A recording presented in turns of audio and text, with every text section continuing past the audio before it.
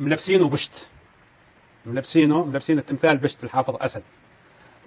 وأنا الآن أسجل موقف شلون من الآن، وهذا بشتي أرميه إذا الشيخة بالبشت ما أريدها وما ألبس. الله يحرم لبست البشت من اليوم ألا ينهار التمثال أبو بشت اللي مدخل الرقة. ويلا يا أهل الرقة، يلا يا العشاير، يلا يا الصبخة، يلا يا العفادلة، يلا يا الولدة، يلا يا الناصر، يلا أخوت هدلة، يلا كل العشاير، يلا نزلوا لنا بالليل يروحون شباب بس رمز إنه التمثال أبو البشت هذا يرتمي وينهان وينداس بالصرامي.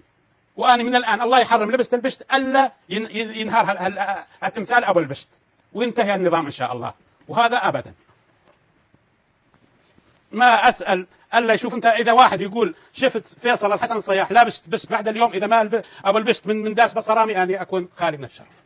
وأشكركم وأوجه نداء لكل شرفاء العالم وكل زعماء العالم بأن يتخذوا موقف. عقوبات من كل اقتصادية اجتماعية، كل أنواع العقوبات. وخاصة نعيد نداءنا لوالدنا للملك عبد الله يطول بعمره.